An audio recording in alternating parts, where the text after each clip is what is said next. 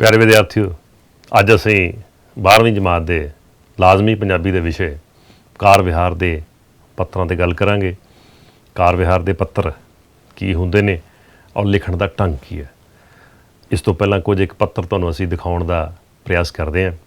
सो ये एक अखबार के संपादक नूं लिखिया गया पत्र है। इसनूं असी अखबारी पत्र भी कह लैंदे हैं। इस तरह ही दूजी मिसाल असी तुहानूं देंगे कि एक निजी किस्म का पत्र है जिहदे विच निजी राय है। और इस तरह ही कुछ पत्रों के नमूने तुहानूं होर भी असी दिखाउने हैं, जिवें अफसोस पत्र है, सोग पत्र है, दफ्तरां दे विच पत्र विहार करने वाला एक पत्र है और एक कार विहार का कारोबार नाल संबंधित पत्र है।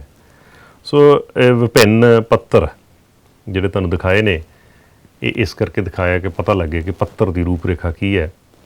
और कार विहार के पत्र नूं लिखण दे लई एक ढंग तरीका हुंदा है। और कार विहार के पत्र दे विच किहड़ी चीज़ आउंदी है कि उस विच सब तो पहला एक कार विहार संबंधी, कारोबार संबंधी, वणज वपार संबंधी, वित्ती लैण देण संबंधी पत्र हुंदा है। ये लिखती हुंदा है, ये लिखती गलबात हुंदी है। इस विच कोई विशा हुंदा है, संदेश हुंदा है जिहड़ा कारोबार नाल संबंधित, कोई वित्ती लैण देण नाल संबंधित, किसी वस्तु की खरीद वेच नाल संबंधित, किसी वस्तु की सिफत कर सकते हैं। कोई वस्तु खरीदी है, उस कोई समस्या है, असी उहदा जिक्र कर सकते हैं, उहदे सुधार की गल कर सकते हैं। वणज वपार की गल हुंदी है। सो एक कारोबारी पत्र हुंदा है, इहदा विशा कारोबारी है, वपार है, बिजनस है। और उहदे कारोबार च बिजनस जिहड़ा पत्र विहार हुंदा है कुछ वक्री तरह का हुंदा है।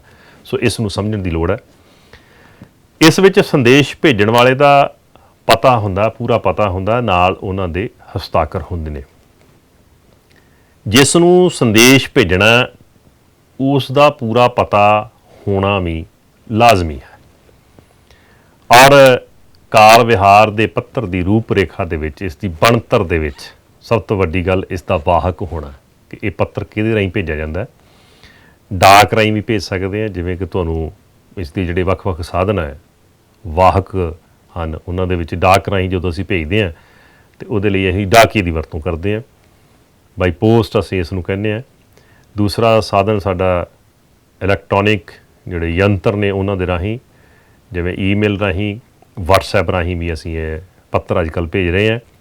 और दस्ती रूप विच भी असीं निजी रूप च जाके ये पत्र दे सकते हैं, आप दिंदे हैं।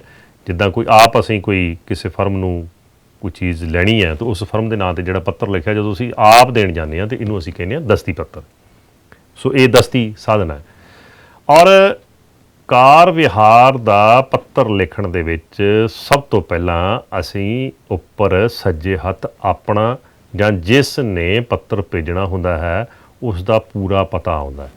और उसका पैटर्न ढंग तरीका की है कि सब तो पहला पत्र भेजण वाले का नाम जां उसकी फर्म का नाम आउंदा, अगे कौमा पैंदा।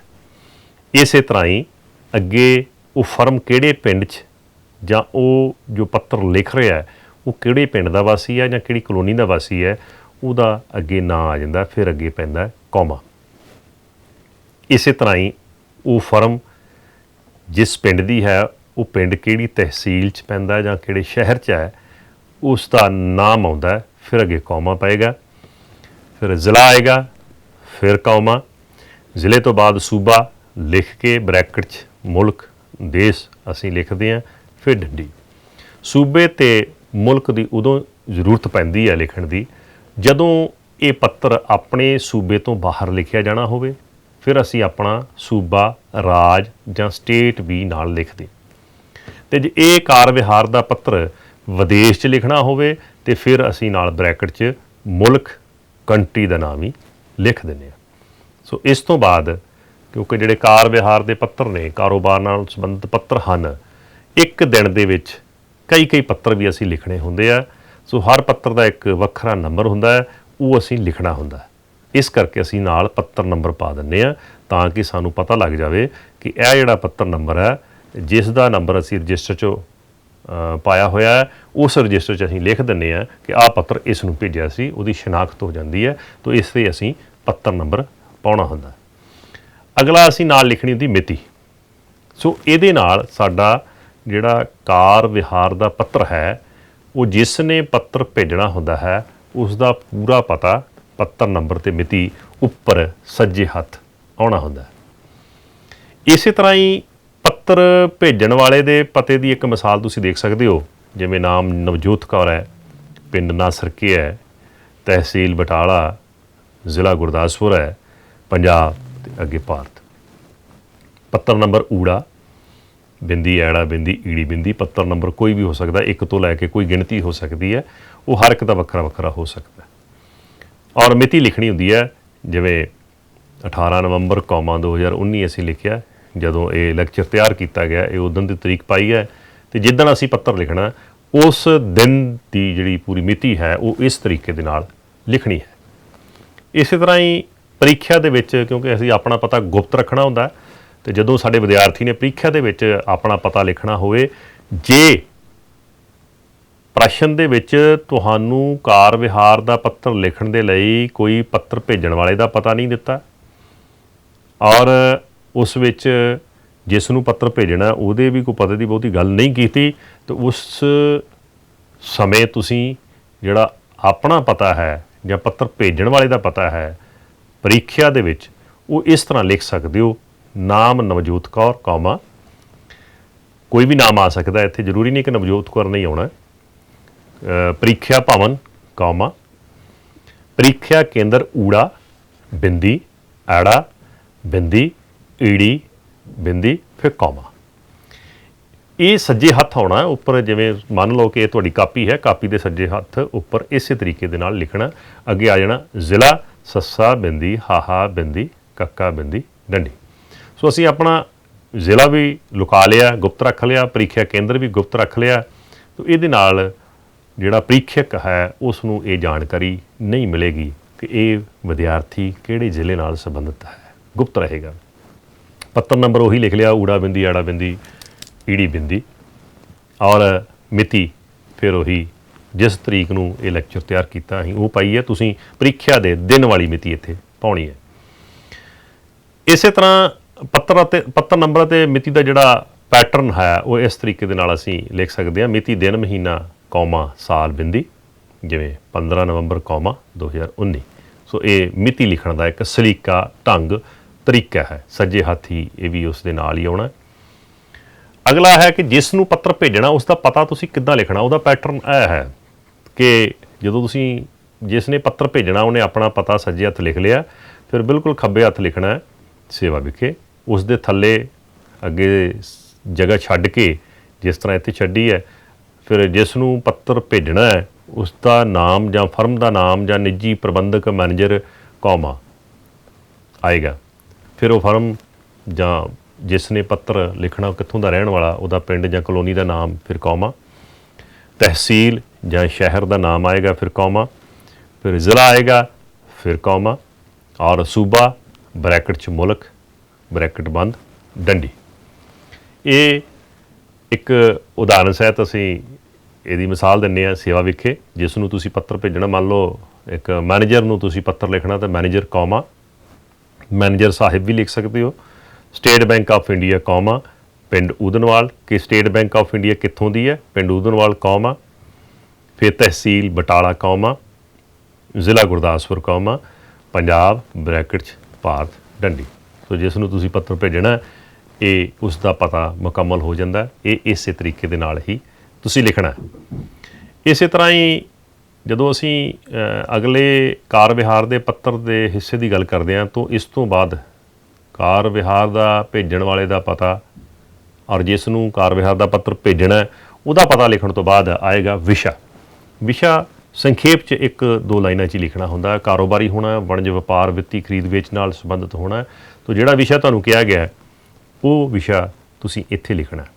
ਉਸ ਤੋਂ ਥੱਲੇ ਆਉਣਾ ਸ੍ਰੀਮਾਨ ਜੀ ਜਾਂ ਸ੍ਰੀਮਤੀ ਜੀ।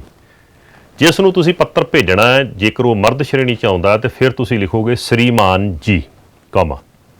ਜੇ ਉਹ ਔਰਤ ਸ਼੍ਰੇਣੀ 'ਚ ਆ ਫਿਰ ਤੁਸੀਂ ਲਿਖੋਗੇ ਸ੍ਰੀਮਤੀ ਜੀ।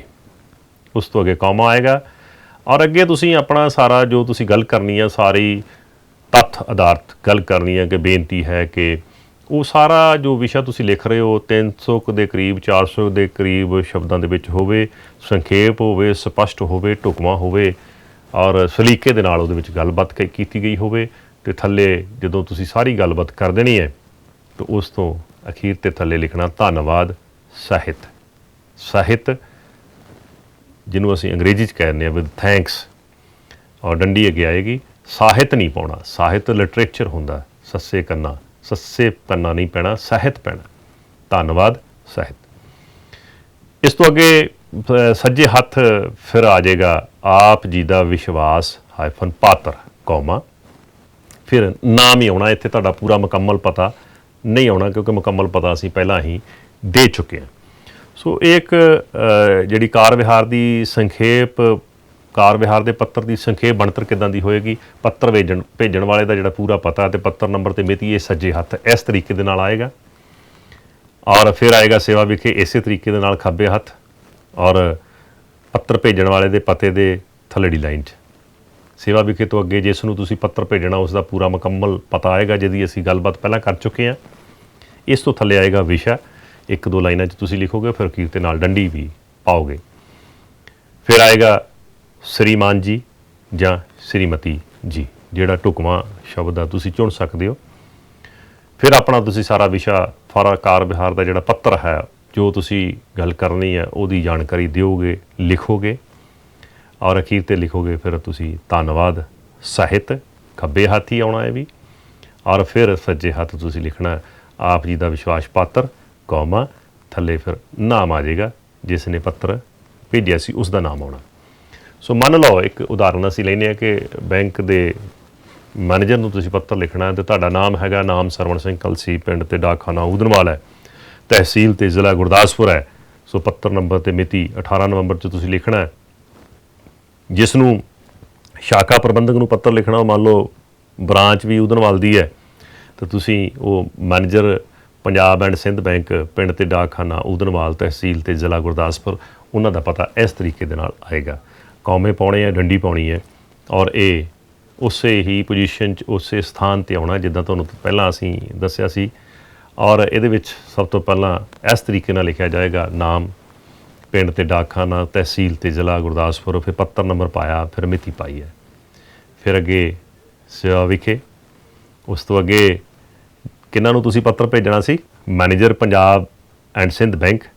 ਸੋ ਇਸੇ ਤਰ੍ਹਾਂ manager comma Punjab and Sindh bank ਹੇਠਾਂ ਕੌਮਾ, ਫਿਰ ਹੇਠਾਂ ਪਿੰਡ ਅਤੇ ਡਾਕਖਾਨਾ ਊਧਨਵਾਲ ਕੌਮਾ, ਥੱਲੇ ਤਹਿਸੀਲ ਅਤੇ ਜ਼ਿਲ੍ਹਾ ਗੁਰਦਾਸਪੁਰ। ਇਸੇ ਤਰ੍ਹਾਂ ਅੱਗੇ ਆ ਜਾਏਗਾ ਵਿਸ਼ਾ ਯੋਗਤਾ ਦੇ ਆਧਾਰ 'ਤੇ ਸਵੈ ਰੁਜ਼ਗਾਰ ਲਈ ਕਰਜ਼ਾ ਲੈਣ ਸੰਬੰਧੀ। ਸੋ ਇਹ ਇੱਕ ਉਦਾਹਰਨ ਵਜੋਂ ਅਸੀਂ ਤੁਹਾਨੂੰ ਵਿਸ਼ਾ ਦਿੱਤਾ ਜਿਸ 'ਤੇ ਅਸੀਂ ਗੱਲ ਕਰਨੀ ਸੀ।